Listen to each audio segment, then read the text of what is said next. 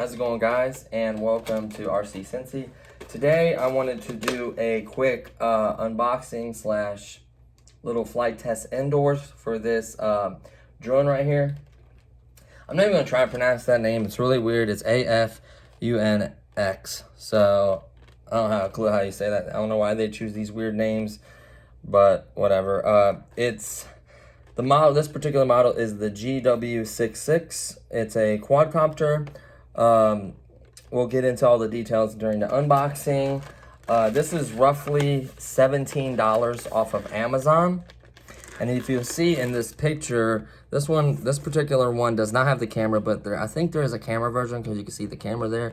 I'm sure one of the versions probably is equipped with a camera. This particular one is not, just to let you know. This had $1.88, or I forget how much the promotion was off of it. It was only about 17 and some change, so let's say $18. It came in 2 days, which is nice. I do like the color scheme there, the yellow and the black. That looks pretty cool. I tried to set up a little light to make it a little brighter in here. I wanted a decent amount of room for flying for you guys, just so I can demonstrate the product. So I'm just gonna open it up. The only thing I opened it up before is to charge the batteries. So real quick, I'm gonna grab these instructions and stuff. So this one says not happy. This one right here is just basically telling you about if you're happy or not happy with the product. We got a few suggestions if you're happy with that or whatever. I don't know what they're trying to basically say. They're saying, I guess, to share it with your family and friends, share your experience with Amazon. And what's interesting is it says that it has all products have a 3-year warranty. I've never seen that before in a cheap little quad core like this. It tells you where to contact them for any support or issues or anything. So that's pretty cool.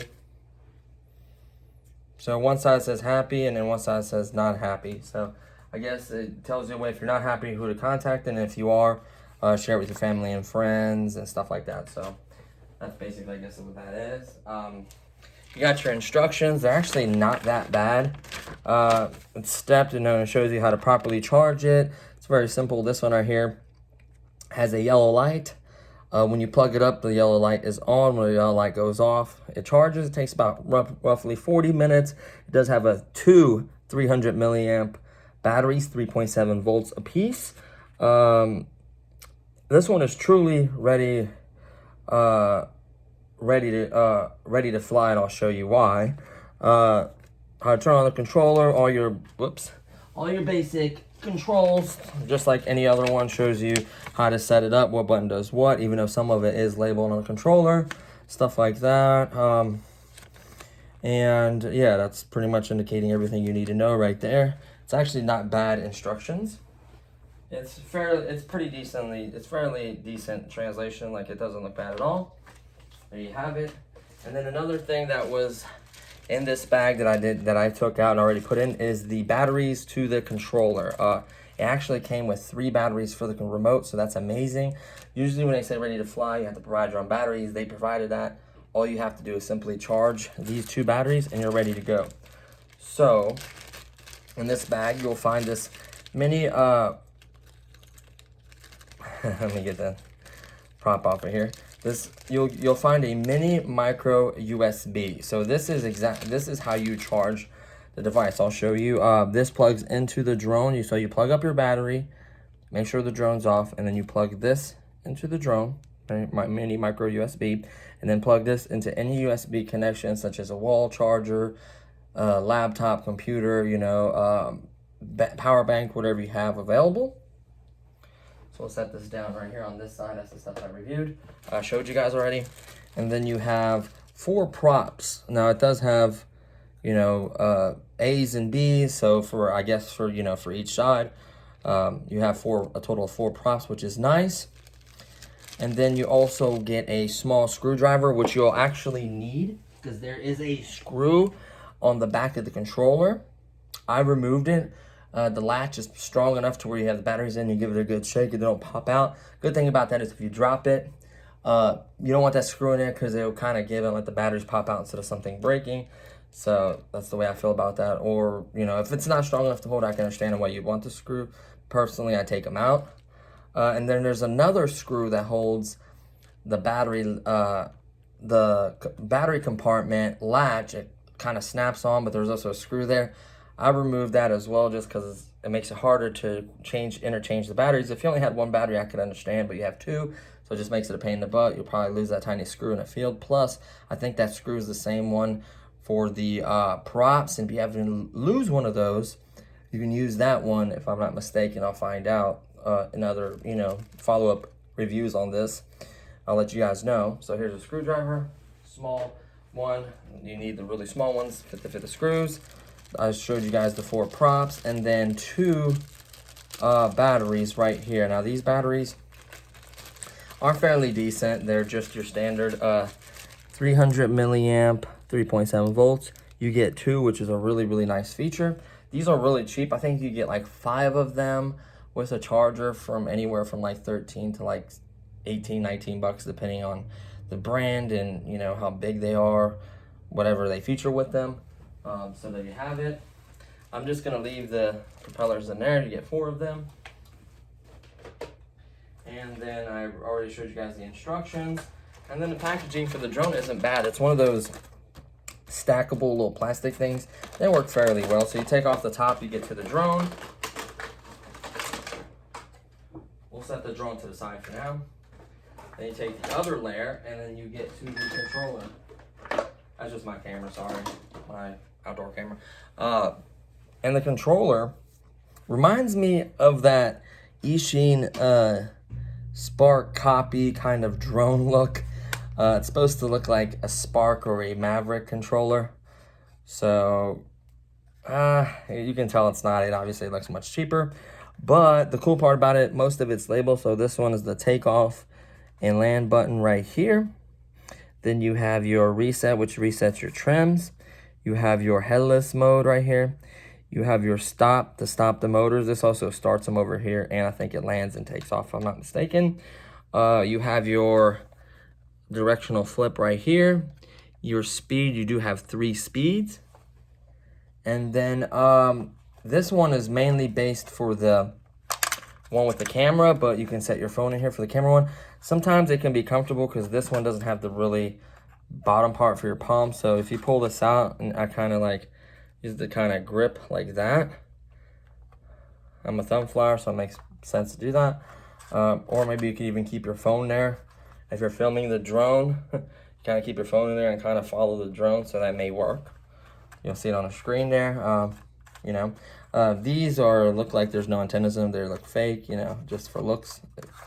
And there was a screw here. Like I said, I removed it. These are the 3 batteries they included, which was amazing. I do love that. That's really, truly ready to fly. Obviously, besides charging the main battery. There you go. And then the drone itself looks pretty cool. I do like the yellow and black. Looks pretty cool. It does have it is gear driven right there. A larger gear with the smaller gear, the motor being on that. Can't tell by the size. These look like pretty small motors. I'd say they're 6 by maybe 15s. I doubt they're 7 by 15s. We'll see. I'll try to find out what size those are. They don't look very big though. As you can tell, there's no lens there. It's like a fake little, like there's no camera in there. This is cool. It lights up yellow and then red on the back with a little yellow light in the front. So that's pretty cool. It's very easy to find your direction. These bumpers seem like they'd be nice. You can remove them with this screw here. I recommend putting that screw back in there because I think it's part of the motor. So you remove this screw, pop that out, so forth on all the way around, and then put the screw back in to kind of help keep this motor housing together. The off and on switch is on top. You do have to, don't just quickly press it. It's not going to turn. You have to press, hold for about 2 seconds and let it go. It'll turn on. But there's no battery in there currently. And then the latch itself, I don't know if you can see that in the light. There was a screw right there. I removed it. This latch just kind of pops in and then pops out. There's you kind of dig out the wire right there. Let me use something to get this wire out. Push it back in there. Honestly, it's a very, very tight fit. As you'll see, the way this wire is kind of crinkled. It's a very tight, honestly, it's a really tight fit. Let's get some more light on there. It's a really tight fit, and I'll show you guys. It's not the easiest to put the battery in. The good part is even if you push the battery in and put that, if you don't close this latch, it's not the end of the world. The battery actually still stays in there. So this is the 300 milliamp battery that comes with it. It slides in there all the way perfectly, no problem. That's not really the issue. The issue is the wire itself. Let me get this in here. Well, that's easy. Let me pull this wire up. There we go. That's why. It slides all the way in there. You can see how far it goes back in there. So theoretically, it should give you enough room, but it's a little tight. Plug it, and then you want to find a way to lay as much of the wire in there as you can. There we go. I think that's the best way, right there. And then you just close this little battery latch.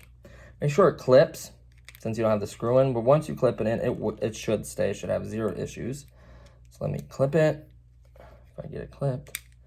There we go. It's nice and clipped. You can see the batteries in there. There you go. And then one of the most important things is setting this on a flat ground when you turn it on.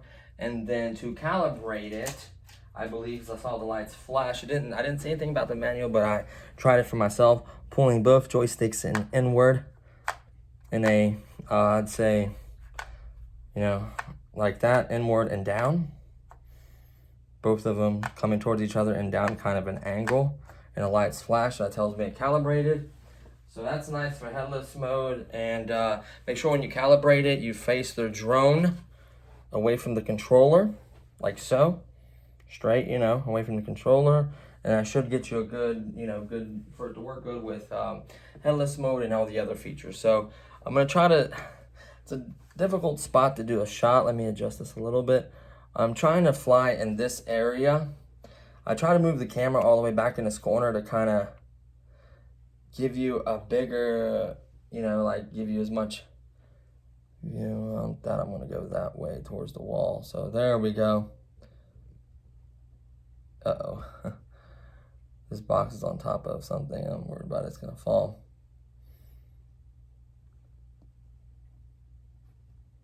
There we go. It's a little bit more. Okay. So I'm going to try to fly in this general vicinity right in here. And hopefully you guys kind of see how it performs. It does have different modes and flips and stuff. We'll kind of see what time it is. So roughly I should get it up and running by 13, so it'll kind of give you an idea how long this flies. So here we go. I'm going to turn the controller on first, and it does bind itself. So I'm going to put it on this little, over here on this little flat tile, and it's pretty level. Push in and then hold for a few seconds and let go. And then you'll see the light will go solid. Oh, throttle up and then back down. And then they'll flash and then go solid. The light will be solid on your controller and your drone, so that's really cool. It isn't the loudest drone. It isn't that loud, really. You don't need to flip these up. Like I said, these are fake. They're for show, mainly. I am going to pull this out because I like the way you hold it that way. And I'm going to hit the one. I'm going to start the motor. So let's see if I hold it, if it'll take off. No, it just starts the motors. Stops it, just like I thought. So I'm going to go ahead and hit it up. So roughly, without any calibration or anything, it's holding a really good position. You can see it right there. Sorry, it's a little far away. It's holding a pretty good position without it being trimmed. So if you're looking at it this way, let's go to the, and then let's go back one. Whoa. That's my bad right there. Let's go ahead and calibrate it real quick. So I'm going to set it back on my tile. I'm going to pull them both in. It makes a beeping noise and they flash. That tells me it's calibrated. So it's calibrated to face that way. I'm going to do it again facing this way from the control. I don't know if it makes a difference, but just in case. For flight purposes and everything for headless mode, so I can demonstrate it. Turn on the motors, hit it up, bump it up once. And let me get it up higher so you can see it in the camera. There we go. It doesn't do bad. Let's click it one time backwards. Right there is that's pretty stable for no type of optical flow sensors or anything like that. That's not bad at all. You can see it pretty decent right there. That's not bad at all. That's with no adjusting or anything. So you can do a little bit of trimming, but that's not bad. Let's just zip around a little bit. pretty smooth. Right now it's in the lowest speed setting. It's very, very controllable. The only thing the lowest speed setting is the faster tone anyways, but it turns really slow. So honestly, I'm gonna take it, so I'm gonna spin for you. In the lowest setting, that's as fast as it spins. Then I'm gonna go to speed 2, that's as fast as it spins. And then finally, speed 3. That's not bad at all. So I think speed 3 is a lot easier to maneuver just because you can turn faster in a tighter area, in my opinion. It flies really well. It seems like it would be decent for a beginner. Like I said, yellow lights in the front with that one on the front of it, and then red lights in the back, so it's very easy for orientation. They're fairly bright, so you may even be able to see them outside pretty decently. Especially that front light right there is the main giveaway characteristic. Okay, let's go ahead and do some flips. So let's do a flip to my right. It goes up a little bit here. Let me hit it again without anything else. Yeah, so it climbs a little bit and then does a flip, and then it usually comes right back to the altitude. Let's go ahead and, let me come back over this way. Let's go ahead and do a back flip. Let's go ahead and do a back flip. There's a back flip. So it can do every direction. Front flip, and then a flip to the left. So it can do every single direction. Let's go ahead and try headless mode, since we're facing the right way. So I hit the headless mode, which causes the lights to flash. And then we're gonna spin and push away, and then pull back. That's not bad. Whoops. That's not bad at all. Spin, push away, pull back. That's really good. Headless mode does work. So if you're a new pilot, so you can see I'm facing the opposite direction and it's going exactly where I want it to. Yeah, that's nice. So let's turn that off. That's nice. Let's try the one key return home. I've never actually tried this function.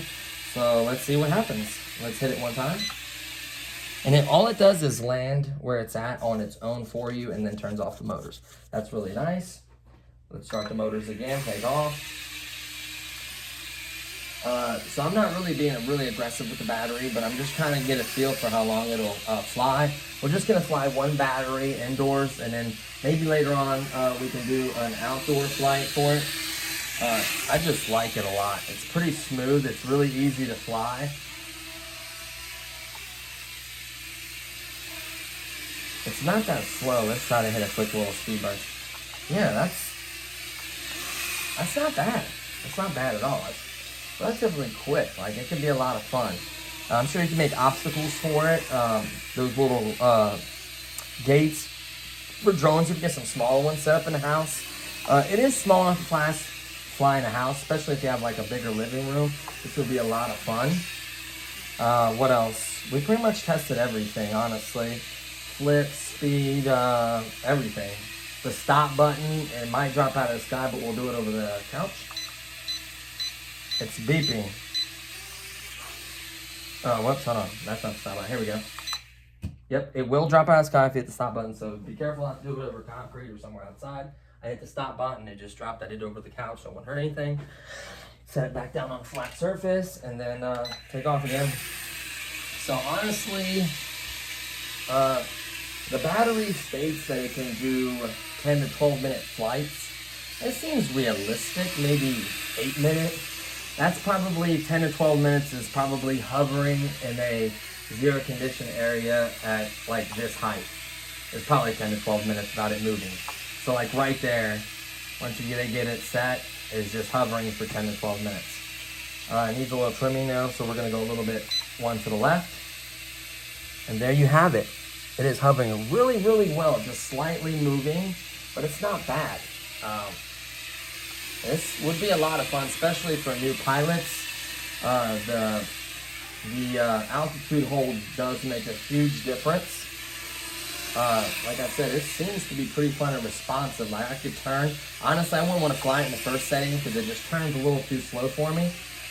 But other than that, once you get it in that third setting, it's really fun and responsive. Like, this is really easy to fly. I haven't wrecked it, knock on wood.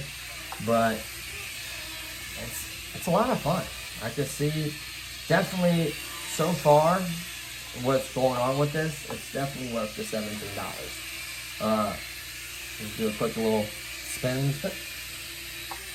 It's a lot of fun.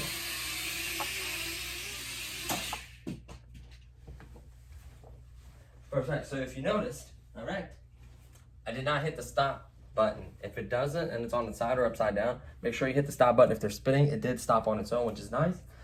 They're not flashing yet, so I still have battery power. And we've been flying a little bit now. We've done some flips. We had headless mode on. We have it in the fastest speed, so it's consuming the most amount of energy. And we've been flying for a little while now. And the cool part is you have 2 batteries. So this is going to be a lot of fun. Pretty responsive, like you can whip around through some gates easily. Oops. And these bumpers take impacts really well, and they give, so they wouldn't damage really anything you run into. I don't see, the only thing maybe is if you knock something over. Other than that, I don't see any damaging really happening.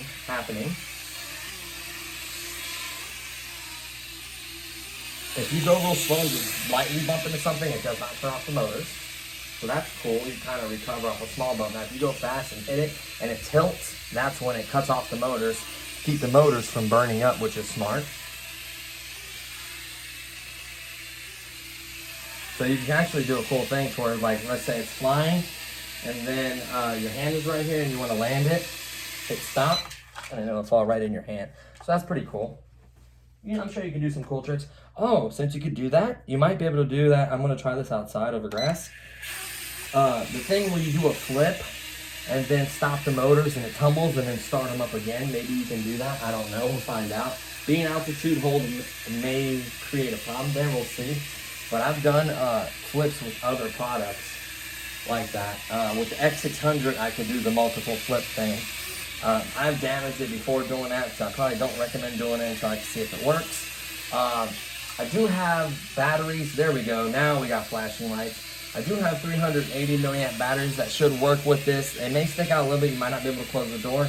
And then I also have a 400 milliamp battery that fit in there well. Like I said, the door won't close, but they're firm enough in there to I don't worry about the battery coming out. So, it's a 30C400. We'll see how long that lasts. The 380 should last a little bit longer. But this one's probably at least a 20 or 25C, so it seems to have pickup. I'm sure if you got a battery that had a faster discharge rating, it would be a little bit more zippier. But all in all, this is a really fun flyer for the price. And 2-day shipping. You can't go wrong. And a 3-year warranty. I mean, you just really can't go wrong with that. You can kind of tell when the lights are flashing that you're losing a little bit of power. Like right now, I just gave full throttle and took a while to recover. Honestly, you're better off just landing it and try not to fly too much when it's flashing. You don't want to completely drain these batteries.